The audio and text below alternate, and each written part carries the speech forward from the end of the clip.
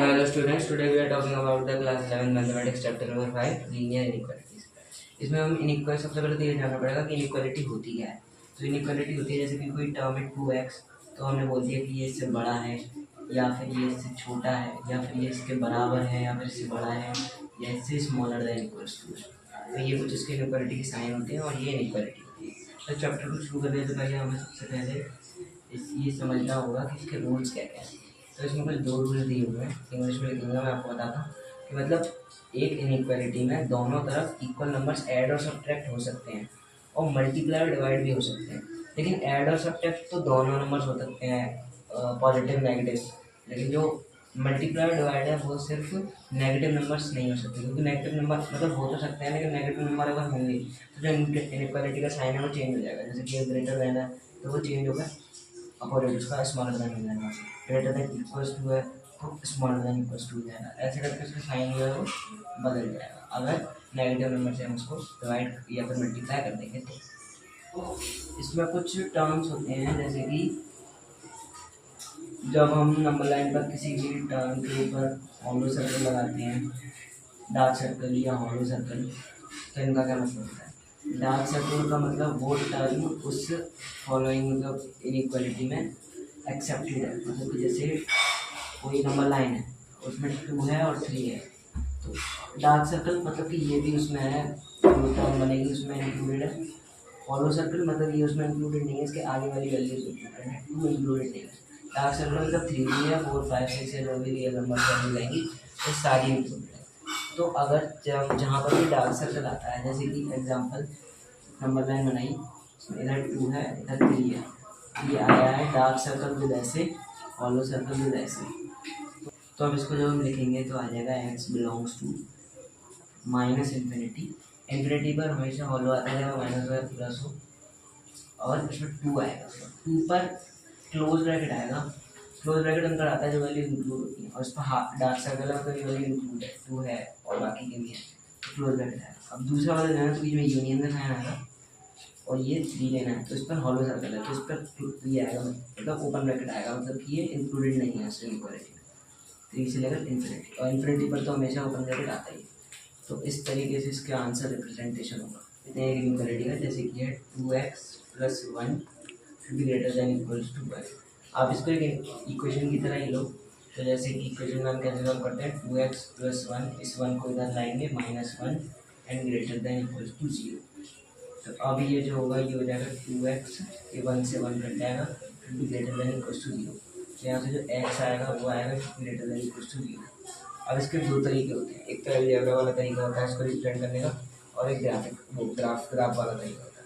तो ग्राफ वाला तरीका होता है नंबर लाइन का प्लॉट। आप एक नंबर लाइन बनाओ जिसमें जो टर्म दे रखे हैं, जैसे 0 है तो उसको भी यहाँ पर फोल्ड कर दो। अब वो कह रहा है 0 से बड़ा ग्रेटर देन और इक्वल टू, तो उससे बड़ा मतलब कि 0 से बड़े सारे नंबर आ जाएंगे इसके आगे, तो उसको ऐसे कर दो, और उसके बराबर लिए तो बराबर के लिए ऐसे हॉलो सर्कल लगा दो। तो इसमें जो परफेक्ट आंसर आएगा वो आएगा x बिलोंग्स टू 0 से लेकर इन्फिनिटी, ये इसका आंसर होगा। तो ये आपकी बुक का एक पहला एग्जांपल है, सॉल्व 30x + 100 स्मॉलर देन 200। इसको सॉल्व करेंगे, 30x स्मॉलर देन 200, तो x की वैल्यू यहाँ से रहेगी 200/30, 0 से 0 cancel means 20/3 which is 6 point something, 6.6 something. तो वो कह रहा है कि x is a natural number. Natural number कौन से होते हैं, 1 2 3 इसी टाइप के होते हैं नेचुरल नंबर्स। और वो कह रहा है कि 6.6 से छोटे नंबर, तो 1 हो गया, 2 हो गया, 3 हो गया, 4 हो गया, 5 हो गया और 6 भी आएगा, तो 6 जो है वो 6.6 से छोटा है। अब सेकंड, ये फर्स्ट वाले का आंसर है। अब सेकंड वाला कह रहा है कि x इज एन इंटीजर। तो इंटीजर में जैसे कि इंटीजर में इधर की तरफ तो कोई लिमिट नहीं, तो माइनस इन्फिनिटी से आएगा, ऐसे ऐसे करके -3 -2 -1 0, और इधर 6 तक ही जा सकता है। तो सेम 1 2 3 4 5 6। तो अभी आपकी एक्सरसाइज का क्वेश्चन है, एक्सरसाइज 5.1 का। तो इसमें से कुछ इंपॉर्टेंट क्वेश्चन सीख रहा हूँ, सारे क्वेश्चन। इसको कैसे करना है, को 1/2 3x, उसका एलसीएम ले लें यहाँ पर, +4/1.5 greater than equal to 1/3 x minus 6। इसका एलसीएम लेंगे तो यहाँ पर आएगा 5, तो यहाँ पर आएगा 3x + 20, और ये जो 2 है उधर चले जाएगा, ग्रेटर देन इक्वल टू 2/2 और 3 इधर आ जाएगा, 2 × x माइनस 6। और इसको सॉल्व करेंगे तो 9x + 60 greater than equal to 5 उधर चले जाएगा, और 10x माइनस 60। अब ये इधर आएगा तो 120 हो जाएगा, वो ये उधर जाएगा तो जो हो जाएगा x हो जाएगा, स्मॉलर देन इक्वल टू ये उधर जाएगा 120। तो आया है कि x जो है वो 120 से छोटा है, तो x 120 से छोटा है। अब इसको नंबर लाइन पे प्लॉट करूँगा, डाल दो 120 से छोटा है, और x इंक्लूडेड पर हॉलो सर्कल आता है, इंक्लूडेड है उससे छोटा मीन्स ऐसे। तो x बिलोंग्स टू -∞ से लेकर 120 पर क्लोज ब्रैकेट आएगा, तो 120। तो आपकी जो एनसीईआरटी है मतलब वो उसके नॉर्मल क्वेश्चन तो बहुत ईजी हैं। तो अब हम इसके वर्ड प्रॉब्लम्स करेंगे। तो क्वेश्चन नंबर 21 है, उसमें कह रखा है कि एक रवि है, उसके टेस्ट 1 में 70 मार्क्स आए, टेस्ट 2 में 75 मार्क्स आए। तो पूछ रहा है कि उसके टेस्ट 3 में कितने मार्क्स आने चाहिए कि उसका जो एवरेज बने वो 60 का बने। तो एवरेज का फॉर्मूला क्या होता है कि मतलब जो भी है टर्म्स उनको ऐड कर दो, 100 करके अपन टोटल करके उसको 100 से डिवाइड कर दो। तो सेम ऐसे करेंगे। हमने थर्ड टेस्ट के मार्क्स के x मान लिए थे, 70 + 75 + x। अब 100 में से हैं तो तीनों का सम होगा 100 + 100 + 100 यानी कि 300। अब इसको इंटू 100 कर देते हैं। अब वो कह रहा है कि 60 तो एटलीस्ट आनी चाहिए, मतलब कि 60 से ज़्यादा और उसके बराबर भी हो सकता है। तो अब जब हम इसमें 2 0 से 2 0 काट देंगे, और ये 70 + 75 हो जाएगा 145 plus x should be greater than equal to 60। और उसको नॉर्मल इनक्वालिटी इधर सॉल्व कर दो, तो ये होगा x should be greater than equal to,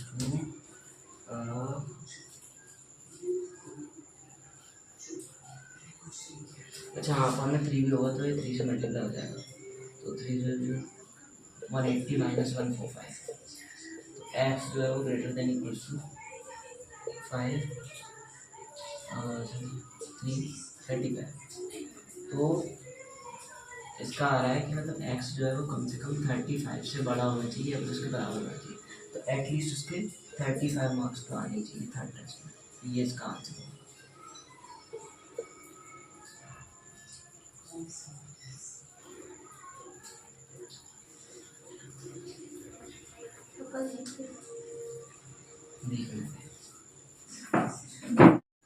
तो अब जो आपको क्वेश्चन नंबर 23 है वो एक अलग टाइप का क्वेश्चन है, इसमें pairs of consecutive odd positive integers की बात करी है।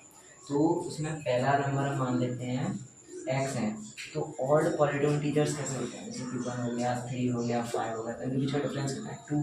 तो अगर एक x है, जैसे कि एक 1 है, तो दूसरा क्या होगा 3, यानी कि x + 2 3, तो x + 2 आएंगे हम सेकंड नंबर पे। पहला नंबर x, दूसरा नंबर x + 2। अब वो उस क्वेश्चन में कहा जा रहा है कि जो ये इनका जो सम है, मतलब ये जो पेयर्स हैं, ये 10 से छोटे हैं, और इनका जो सम है वो मोर देन 11 है। तो मतलब कि x जो है वो 10 से छोटा है, स्मॉलर देन 10, और x + 2 भी स्मॉलर देन 10 है। तो x + 2 स्मॉलर देन 8, मतलब बात वही है कि स्मॉलर देन 8 भी स्मॉलर देन 10 ही होता है। तो x जो है वो स्मॉलर देन 10 है, और दूसरी वो दे रखी है इनका जो सम है वो 11 से ज़्यादा है। तो x + 2 be greater than or equals to 11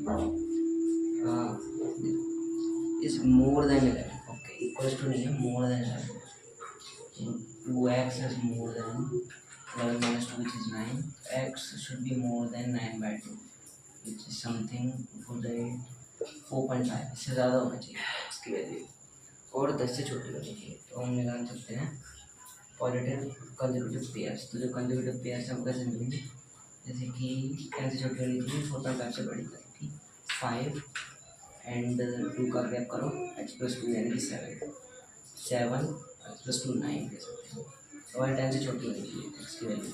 तो 9 भी ले सकते हैं, फिर 11, क्योंकि एक्स की वैल्यू 10 से छोटी होनी चाहिए, 9 तक है, 11 तो उसका x+2 है, तो ये आ गया आंसर,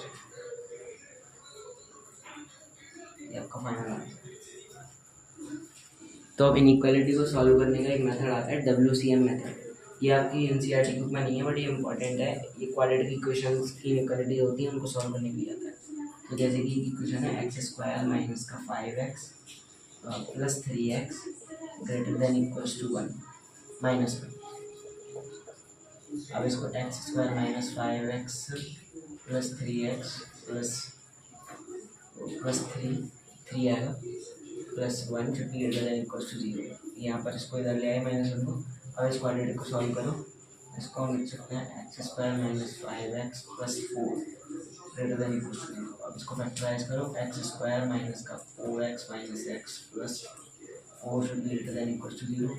यहाँ से x कॉमन ले लो, अंदर बचेगा x -4, यहाँ से माइनस का 1 कॉमन ले लो, अंदर बचेगा x -4 should be greater than equals to 0। अब इसके दो वो आ गए x -1 and x -4 should be greater than equal to 0। तो अब इसको फर्दर सॉल्व करने का एक तरीका है, आप इसमें x के जो टर्म्स हैं उनको निकाल दो। जैसे x -1 से एक x बराबर 1 निकल रहा है और x -4 से एक x बराबर 4 निकल रहा है। अब इनको नंबर लाइन्स पर प्लॉट करना, 1 यहाँ आएगा, 4 यहाँ आएगा। अब एक इसमें पॉजिटिव नेगेटिव हमें टर्म्स लगाने पड़ेंगे, तो इधर लगाएंगे पॉजिटिव फिर नेगेटिव फिर पॉजिटिव। ये सीक्वेंशियल होता है, पॉजिटिव नेगेटिव पॉजिटिव ऐसे करके नेगेटिव पॉजिटिव पॉजिटिव होता जाएगा आगे। बट अगर यहाँ पर कोई पावर होती 2, तो इसके जैसे 1 के x -1 की पावर है 2, तो 1 के इधर उधर फिर जो साइन होते हैं वो सेम रहते, तो प्लस माइनस होता, इधर भी माइनस आता। जैसे हमारे पास यहाँ पावर 1 है, ऑड पावर अगर हो तो साइन चेंज होता है, और इवन पावर हो तो साइन नहीं बदलता, मतलब साइन हाँ सेम रहता है। तो अब हमें चाहिए क्या, पॉजिटिव वाला चाहिए, क्योंकि वो greater than equals to positive वाले ना, ये आएगा ऐसे, पॉजिटिव वाले टर्म पर ऊपर लाइन खींच लेंगे, ये पॉजिटिव वाला ये पॉजिटिव वाला, ये टर्म नहीं लेंगे, तो इसमें पॉजिटिव वाला चाहिए और इक्वालिटी लगेगी। तो एक मतलब रूल होता है, जैसे कि x -1 अपॉन x -2 है, ये ग्रेटर देन इक्वल्स टू 0 है, तो जो डेनोमिनेटर वाला है x -2 यानी कि x बराबर 2, तो 2 के लिए हमेशा जो है वो हॉलो सर्कल लगेगा। और न्यूमरेटर में अगर इक्वालिटी लगी है तो न्यूमरेटर में जितने भी टर्म्स हैं उनके लिए डार्क सर्कल लगेगा। ये होता है एक मतलब मेथड है एक। अब इधर है तो x बराबर 1 जो है वो न्यूमरेटर में इक्वालिटी लगी है तो इस पर भी डार्क सर्कल, 4 भी न्यूमरेटर में इक्वालिटी लगी है इस पर भी डार्क सर्कल। तो हमारा जो फाइनल FNF आएगा, फुल एंड फाइनल आंसर वो आएगा x belongs to -∞ hollow circle 1 और डार्क सर्कल है तो close bracket union 4 dark circle है तो क्लोज ब्रैकेट से लेकर इन्फिनिटी पर हमेशा हॉलो होता है, चाहे माइनस में नेगेटिव। ये आपका आंसर है। तो हम WCM पर बेसिक टफ क्वेश्चन करते हैं। ये बहुत टफ क्वेश्चन है, मतलब इसमें आपको थोड़ा दिमाग लगाना पड़ेगा। जैसे कि ये ऐसे नहीं सॉल्व होगा, आपको इसमें क्या करना है, आपको जो भी टर्म कॉमन दिख रहा है ना उसको एक टर्म मान लो। ये मतलब एक इम्पॉर्टेंट बात है किसी क्वेश्चन को सॉल्व करने की। अगर आपको दो जगह सेम टर्म दिख रहे हैं तो आप उसको एक टर्म मान लो, कोई भी अलजेब्रा कोई भी एक्सप्रेशन मान लो, जैसे k t p जो भी मानना है। जैसे कि यहाँ पर देखो एक x² प्लस 3 है, इसमें भी x प्लस 3x, तो इसको k मान लेते हैं, x² plus 3x plus 2k। तो उसको उसी तरह पुट कर देते हैं क्वेश्चन में, k plus 5 into k minus 3 greater than equals to 0. K is greater than equals to -5 and k is greater than equals to 3. अब इसमें k की वैल्यू पुट कर देता है, x² plus 3x should be greater than equals to -5 and x² plus 3x should be greater than equals to 3। इसमें से अगर हम x कॉमन ले लें तो आएगा x प्लस 3 और ये आएगा x greater than equal to -5। x जो ग्रेटर देन इक्वल टू -5 हो गया, x एक बार greater than equal to -5 and -8 हो गया। इस वाले से करो तो x कॉमन लिया, अंदर बचा x plus 3 greater than equal to 3, x equal greater than equal to 3 हो गया और एक बार x greater than equal to 0 हो गया, डिवाइड 3 0 हो जाएगा। तो इन सारी इन्फॉर्मेशन से नंबर लाइन बना देते हैं। अब अगर हम -8 -5 0 एंड 3, अब देखो -5 से बड़ी है उसके बराबर है, तो ऐसे आ जाएगा -8 से बड़ा है उसके बराबर है, -3 से बड़ा है उसके बराबर है और 0 से बड़ा है उसके बराबर है। तो जो चारों यहाँ पर मीट कर रहे हैं वो ये जगह, ये वाला टर्म।